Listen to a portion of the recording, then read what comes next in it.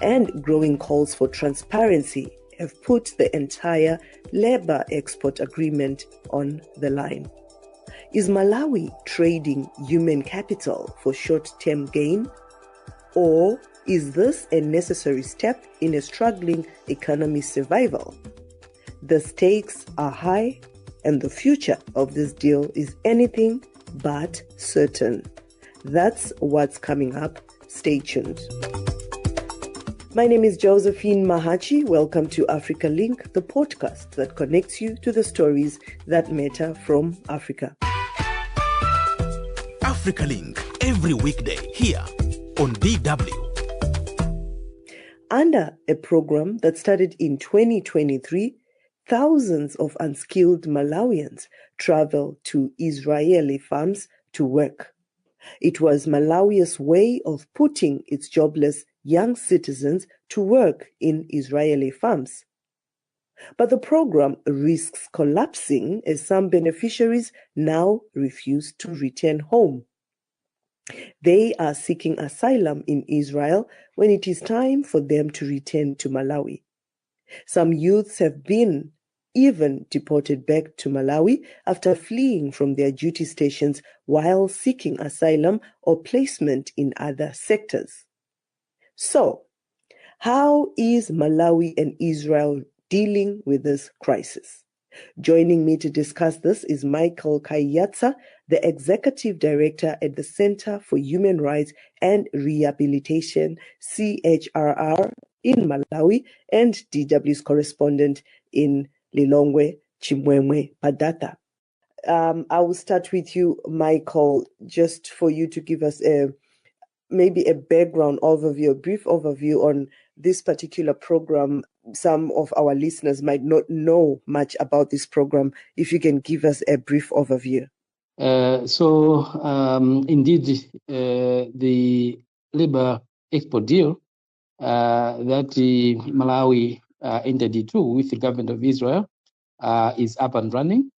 The information that is available is a bit limited, but what we know is that sometime around 2023, information started trickling down, to Malawians that the government is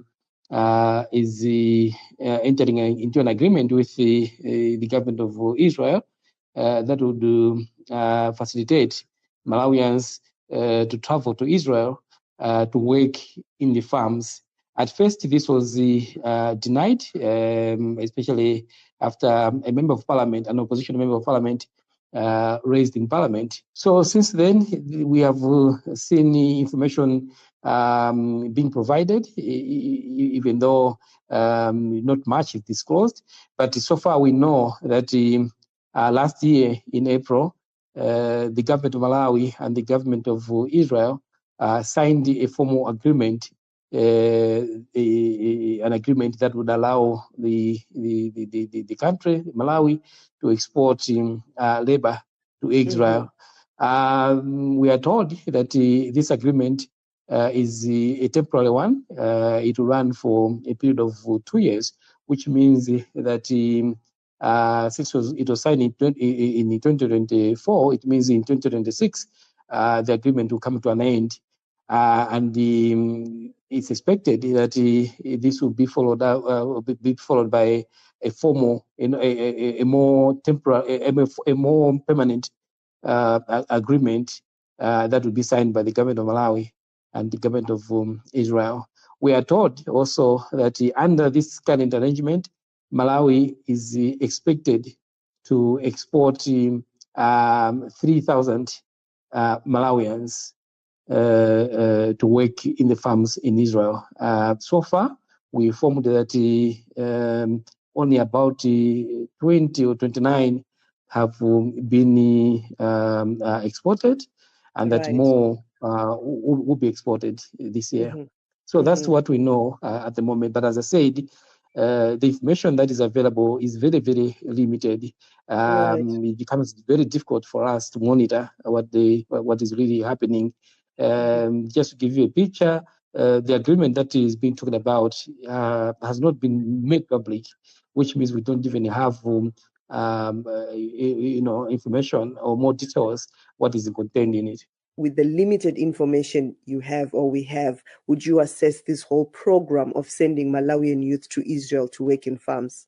Yeah, so it's really problematic because in the absence of information, in the absence of more details about this arrangement or this agreement, it becomes difficult to monitor. We, of course, as a human rights organization, receive concerns or complaints to the effect that some Malawians that are working there facing tough conditions, the conditions that they're living in are not really conducive.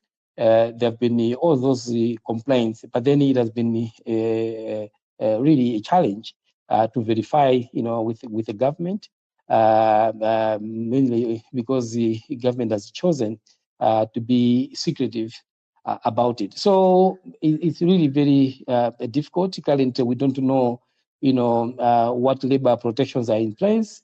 We don't know who monitors the working conditions. We also don't know, what happens in cases of abuse or cases of disputes, which poses a risk to the young people that are traveling to Israel to work, because if indeed this is what is happening, then there needs to be a mechanism, to address their concerns or the violations of their rights as workers.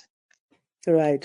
Maybe our correspondent here, Chimwemwe Padata, who's part of this discussion, could have spoken to some of the government officials and also some youths on what they think. Now, Chimwemwe, you're our eyes and ears on the ground. If you can also contribute and give our listeners a bit of history in terms of what the government officials say about this program and also how many young people have joined the program so far. As Michael has rightly said, the program started in 2023. And what we know so far is that through this deal, over 1,000 Malawian youths have been sent to Israel, where they are working in farms. And just to mention that prior to the Malawi government signing this deal with Israel, we saw that private recruitment agencies from Malawi were the ones who were handling this program with hope that a majority of young people will be sent to Israel to work in these farms. But what has also ignited concerns at the moment is that there are emerging reports that a majority of these young people who are in Israel are now fleeing from the farms, seeking asylum. Others are also seeking work in other sectors different from these farms. And these reports are what has also ignited concerns by both the Israeli government. We saw that the Deputy Minister of Foreign Affairs was in Malawi the past few days, where she also expressed concerns that some Malawian youths are freeing from these farms, going to other sectors, while others are also seeking employment in different sectors, which has also raised concerns to the government, saying that this tendency would perhaps affect this whole program and stop the recruitment of the Malawian young people to work in these farms. Right. Now, Michael, just to come back to you from the information Chimwemwe has just given, and also you have expressed concerns about the program in general, but just now to find out how the government has handled this process so far, your opinion on that, what could have been the best way for the government to have handled the issue, especially this is involving young people without jobs. We're talking of a high rate of unemployment in the country. If sending them to Israel was not the best strategy, in your opinion? Yeah, so we believe the government could have handled this arrangement much better than it is doing now, or as it has done. Government could have done better, particularly in terms of information dissemination. It's unfortunate that up to now, even the agreement itself has not been publicized, which creates room for speculation. There's been a lot of speculation on what really is happening. Secondly, the government should also have been open in terms of how it is dealing with the concerns that young people are raising, because we know that government is aware of some of the concerns that young people in Israel have been raising, issues of poor working conditions. That's one of the concerns that has been put forward. We have had some young people anonymously coming forward, to report, and the reports have been made available to the government. In other words, the government is aware of such concerns, issues of exploitative conditions, issues of long working hours, underpayment, lack of access to medical care, and generally poor living conditions. These are the concerns that Malawian workers in Israel have raised. Yeah, so Chimomi, just to come to you, in your reporting, have we heard from some of these young Malawians why they are refusing to return home and rather seeking asylum?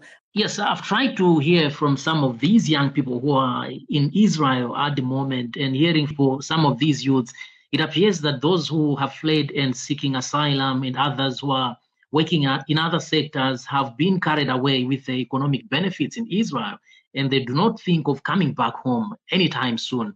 I know a few young people whose families have really improved back home because of their children working in Israel. And at the moment, looking at the economic challenges which Malawi is facing, the soaring of prices of commodities, the high rate of unemployment, I don't think Malawian young people would be willing to come back home to face these challenges. And this could be a reason why some are choosing to stay in Israel with no intention of returning back home. Right, but locally, what kind of conversation is taking place? Yeah, these defections have really led to a lot of talk among Malawians, with some punching holes in the recruitment process of the program, citing lack of due diligence. I recently came across a conversation on Facebook about some Malawians who alleged that sons and daughters of those in authority were chosen, perhaps with hope that they will live a luxurious life in Israel. And now working in farms has become a challenge to some of the youths in this category. We are talking of someone who has never done farming, and you take that particular person to work in Israeli farms. I don't think this particular individual will be able to handle the pressure that comes with farm work. And not only this, but also suspicions over the working conditions. As Michael has also highlighted, the working conditions in Israel as a reason forcing some of these youths to flee from the farms. So I would say the defections have ignited conversations among human rights groups and the ordinary Malawians at large. Now, Michael, we are hearing these reports now of some of these young people leaving these farms and now seeking asylum. Why do you think they are doing this and not willing to return home? Yeah, it's a difficult question to answer in the absence of information, but we can speculate that there are different factors that are pushing young people, first of all, to leave the farm. Considering the fact that the recruitment process was, first of all, done by private agencies who use their own, approaches to identify and to recruit the young people to work in the farms. And now the process has been handed over to the government, and we are informed that the Ministry of Labour is the one that is taking a lead. But we still don't know what strategies are put in place to ensure that the right candidates are recruited, for the exercise. I'm saying that because with the high employment in Malawi, it is also a risk that young people could rush and grab this opportunity without paying much attention to the sort of work that they are going to do. Just to give you an example, we have had a lot of reports that some of the young people that are working there are not unskilled. This program is supposed to be for unskilled labor, meaning young people that don't have skills. But we have reports that some of the young people are graduates. Some of them who have, trained through the University of Malawi or Luana, and they have, acquired, high advanced skills. And one wonders why somebody with a bachelor's degree or a master's would take up and unskilled labor. So it's really maybe an issue of how the recruitment process itself is done. When we talked about the due diligence, we also have raised similar concerns that perhaps not enough due diligence is done to screen out young people that simply want to travel to Israel in search of greener pastures, but not necessarily to work in the farms. So it could be that maybe young people are just using this as an opportunity.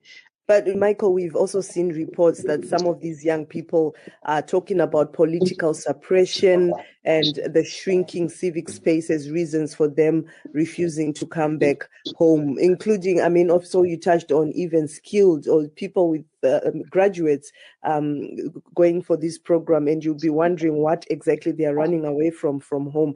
Are those reasons far-fetched in your opinion? They are far-fetched, yes. The political situation in Malawi is not the most ideal. My organization and other civil society organizations have raised concerns about the shrinking civic space, particularly over the last 3-4 years, whereby we have seen increased arrests of people simply for exercising their right to freedom of expression online. People have been arrested for sending messages on WhatsApp or Facebook or other social media platforms that are deemed to be not in good faith or in good taste, messages that are deemed to be anti-government and so on and so forth. And this has really, raised concerns. It has created an environment where people, are afraid to express themselves online. Having said that, yes, we have seen people being arrested.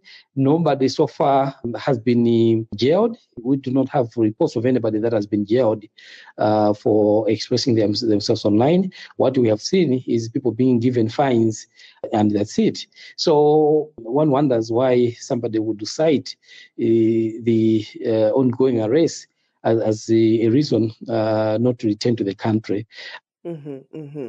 And I'm just wondering if we still have many young people interested in joining the program and traveling to Israel despite these recent developments, and also if the Malawian government has responded, or even just to know what the two governments have agreed on so far in relation to this program, Chimwemwe.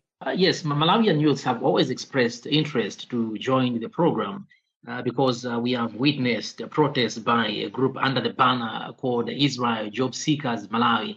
And just to mention that this is a grouping of about 1,500 young people that are also pressing on the government, precisely the Minister of Labor, to expedite the recruitment process of young people who are seeking work in Israel. And these are job seekers who also demanded the government to revise the recruitment process by allowing private recruitment agencies to handle the recruitment process on grounds that leaving the recruitment process in the hands of the government would frustrate the whole process. And it is not only this group that has shown interest to work in Israel. Almost a majority of young people who I have interacted with and are unemployed are willing to go to Israel. We look at the amount which is being paid to these Israel workers, about $1,500. It appears to be lucrative to the Malawian youth. And apart from that, I'll also mention of what the Malawi government has been saying of this program. We have also heard from the government officials who have consistently spoken against the breach of the contract of young people who are working in Israeli farms. We heard from the Minister of Information, Moses Kunkuyu, cautioning that the continued defections of the young people from the farms may reduce the employment opportunities of many Malawians who are willing to go to Israel to work in these farms. Okay, now as we wrap up our discussion, just to find out, this whole program is to give young people jobs. Do we know if Malawi itself is trying to create jobs locally for these jobless youth? I remember this was also one of the promises by President Chakwera as he took office, Chimwemwe. Yes, that's true, Josie. The current administration has always touted the creation of jobs among the young people.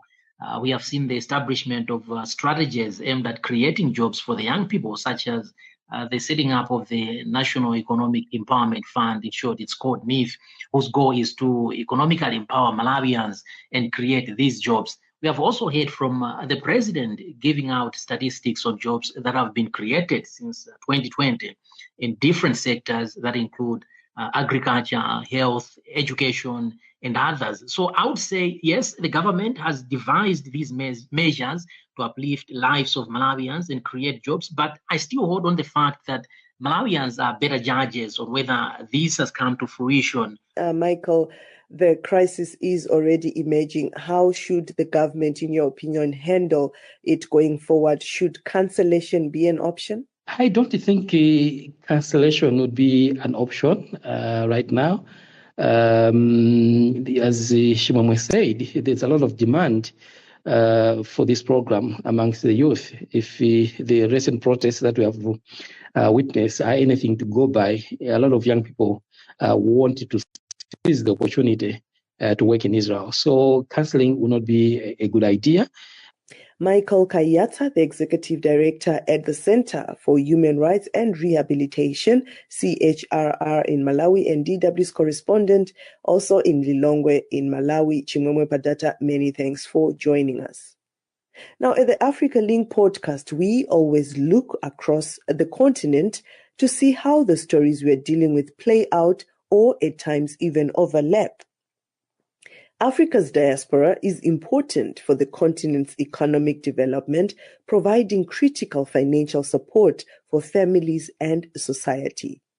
But the departure of these highly skilled workers also leaves behind a large gap. What is prompting them to leave Ghana, Kenya, and Uganda?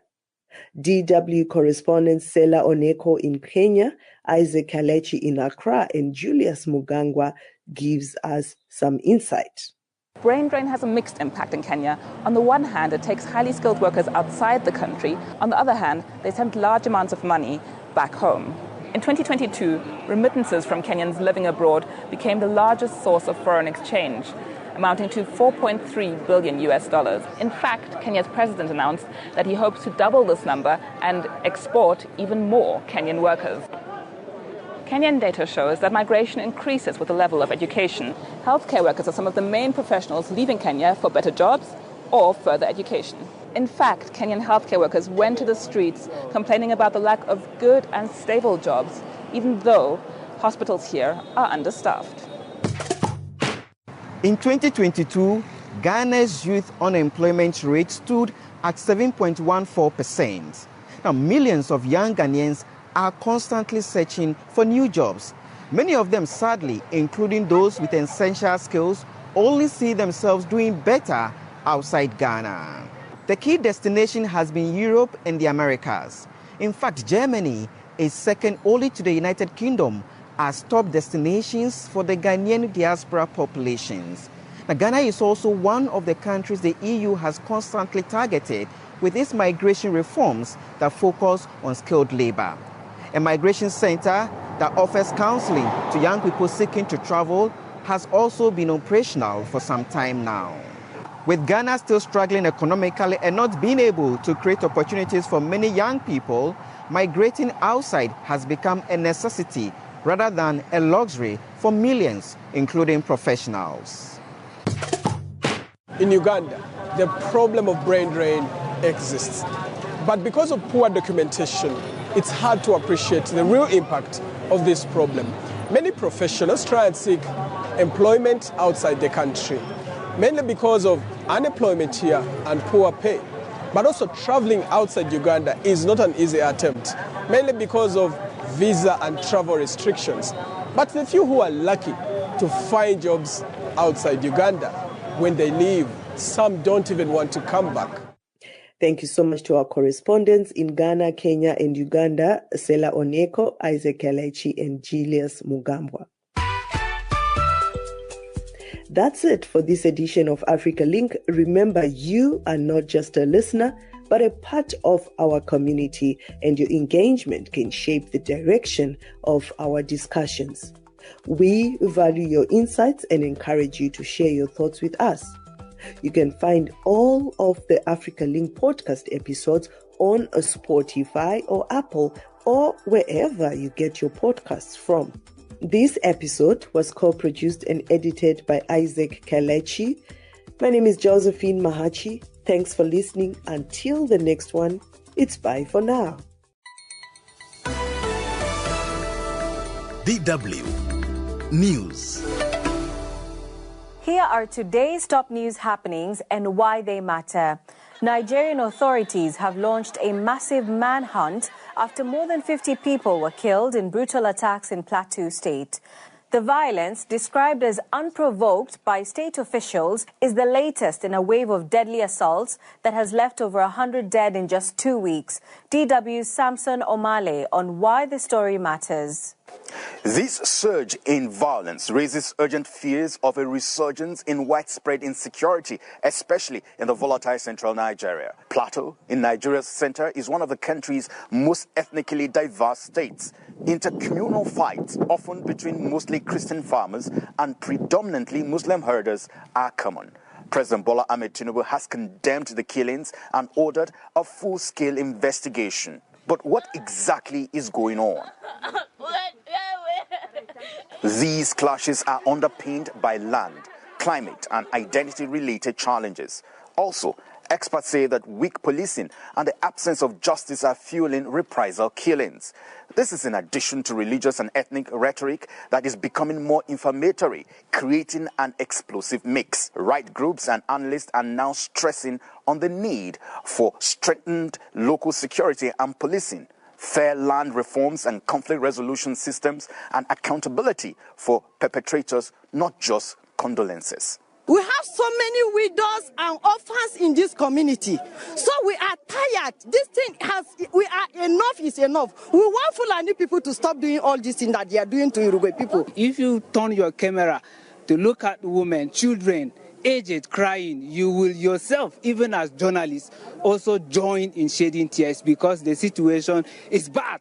Thank you, Sam, for that. Today marks 2 years since Sudan plunged into war, and as the world reflects on the bloodshed, the conflict is entering its most dangerous chapter yet, the battle for Darfur. In just 2 days, more than 300 civilians have been killed in and around the Zamzam and Abu Shuruk camps in North Darfur, and since the war erupted on April 15, 2023, more than 24,000 people have been killed and nearly 14 million people displaced, creating the worst displacement crisis in the world. Why today's anniversary is significant?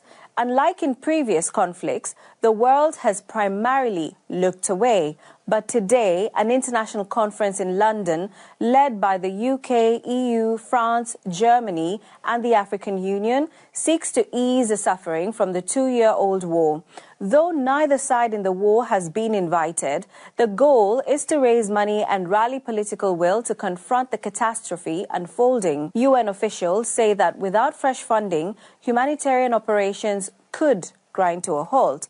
The European Commission will announce a more detailed strategy to phase out Russian oil and gas imports next month. The EU has pledged to quit Russian fossil fuels by 2027, but the Commission has delayed publishing its roadmap for how to do so.